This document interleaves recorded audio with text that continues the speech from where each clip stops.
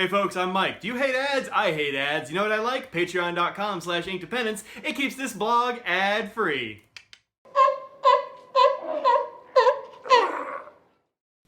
Hello and welcome to InkDependence.com. Today we're taking a look at an ink from this collection. This is the Monteverde Noir collection, and you can buy it as a set.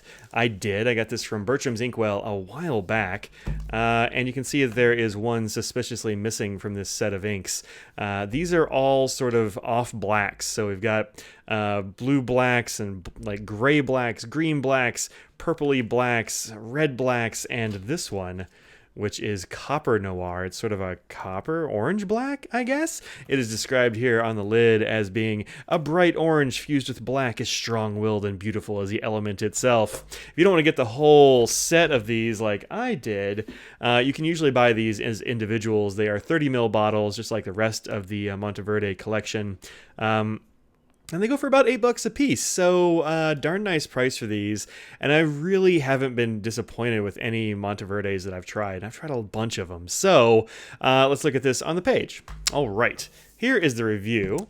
Here, and as you can see, this is a very nice orangey sort of ink, and the pen that I've had it in for quite a while actually is this one. This is a Parker Duofold. It's one of the newer Duofolds. I believe this is the International. It's the bigger of the two. There's a Centennial and an International, and I think this is the it doesn't actually say, but it's the bigger one. I'm pretty sure it's the International.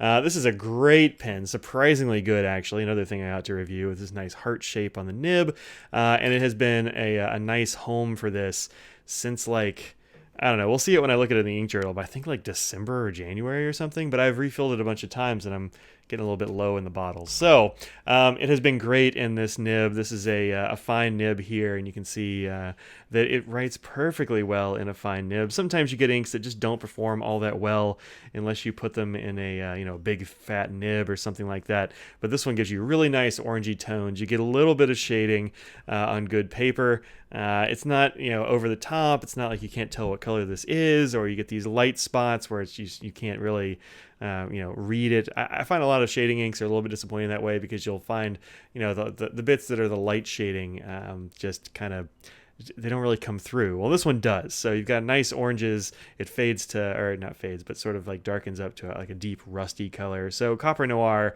pretty darn cool. As I say here, the flow feels fairly wet. I've had this in several pens. It's not just this one Parker, but that's the one it's sort of stayed in the longest, because I really like it in that pen. I get very mild bleed on the 20-pound copy paper. Let's go ahead and take a look at that right quick. But very mild. So here it is on the 20-pound copy paper, and this is actually 30% recycled as well, so it's going to be a little bit inconsistent. You usually get that with recycled papers. On the back, you can see here, you get a couple little spots of bleed, like in each word. Nothing really to write home about, and this is pretty bad paper. So fairly wet flow on this ink, fairly weak sauce paper, and just, a little bit of bleed. So no real big deal, at least not to me. Great sheen, or nice sheen on good paper. Yep, accurate. If you're, like, as I say here in the sort of the comments section, if you're not using something like a Rhodia or a I don't know, some kind of coated paper, you're probably not going to see a whole lot of shading. You're just going to get a nice medium, like coppery orange color, which is perfectly fine with me. Just to look at a couple of other papers before we get to the water test and the chromatography and all that. This is an ink journal. This is a Tomoe River ink journal, and it is hello marker. One sec.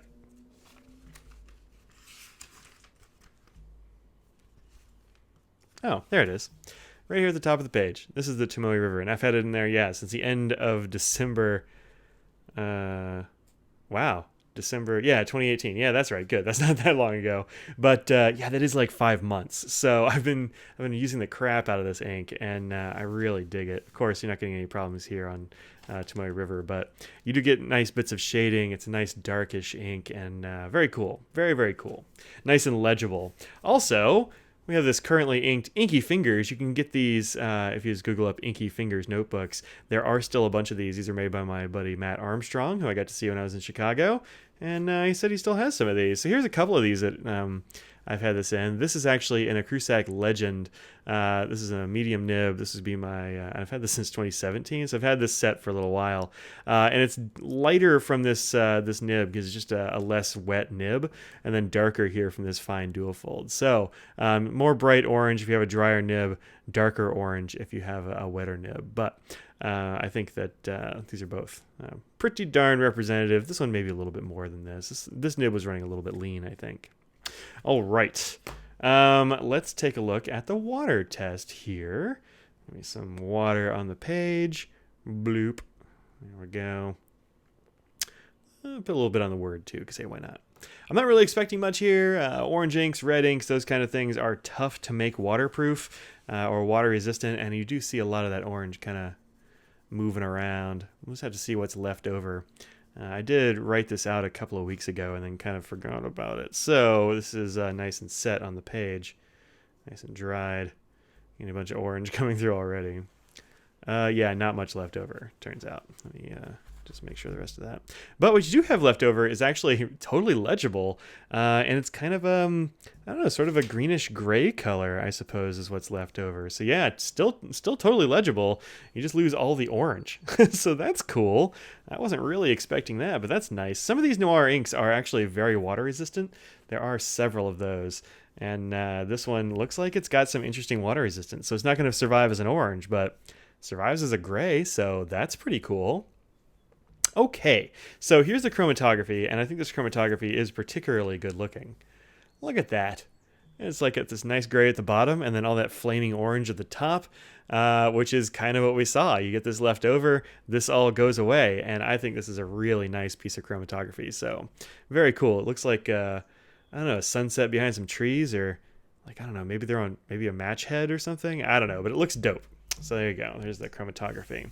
All right. So now let's see what this looks like next to a whole bunch of different things.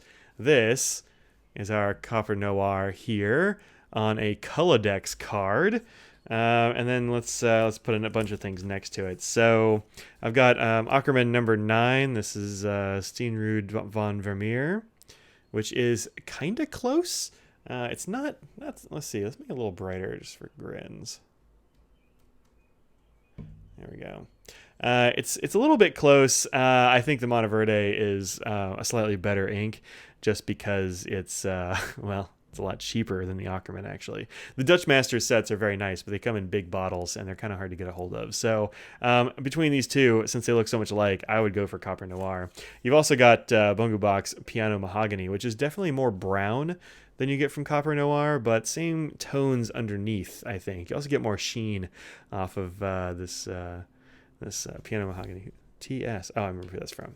That's from Tammy. Thanks, Tammy. So there you go. There's a couple that are on the expensive side. You've also got Pelican Brown here, which is, again, more yellowy brown than this one. So that's kind of a fun contrast. For one that's more on the orange side, but pretty close, I think, to Pelican Brown. You've got G. Herbon's Orange Indian.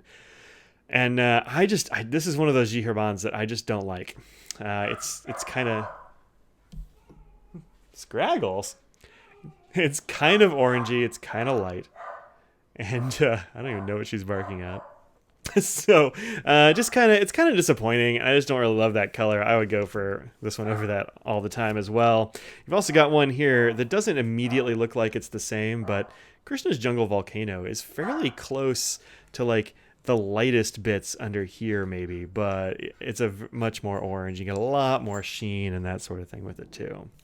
Then we've got Cult Pen's Deep Dark Orange, which is not as deep or dark as Monteverde's Copper Noir. But I think it's still, I think this is a beautiful ink too. Just very different feels to it. And then here's another Monteverde. This is Mandarin Orange, which is a much more normal orange from them. It's more on the red side, less dark. None of this like black content that it's got going on there in the Noir series. Then let's have some stuff from Colorverse. We've got some Colorverse Tango, which is definitely more orange as well. And then a Diamine Blood Orange, which is pretty close to Copper Noir, really. So if you can't get your hands on Copper Noir, or you just like a slightly redder ink, I would go for Diamine Blood Orange. That's quite a nice one. And then lastly, let's look at it next to another Monteverde. that I think is pretty close, although it shades more, I think. And that's Monteverde's Fire Opal. You probably saw this in my review of the new Gotcha nib from Aurora, because this is the ink that I was using in that Aurora Optima with the Gotcha nib. You get more shading out of the Fire Opal than you do with the Copper Noir. But it's got a lot of the same tones, and you get enough of it on the page. So definitely worth checking out those two, I think. Okay, so this has been Monteverde's Copper Noir, which looks like this. Definitely redder than it appears here on the bottle. And thanks for hanging out and looking at this ink with me. This is one of my go-to inks right now. I really like this color space. And Fire Opal as well. I mean, look at that. Beautiful. All right. So if you haven't checked out Monteverde inks, definitely check out their inks. Their inks are no slouch. I'm not a huge fan of their pens right now. They've taken a little bit of dip in quality, it seems to me. But man, the inks have really picked up the slack. Definitely worth checking out, especially at $8 a bottle at your favorite Monteverde retailer. Go check them out at like Anderson Pens or Pen Chalet or Van Ness or one of those groups. And I will see y'all later. Peace out. All right. Scraggles. That is enough. Shush.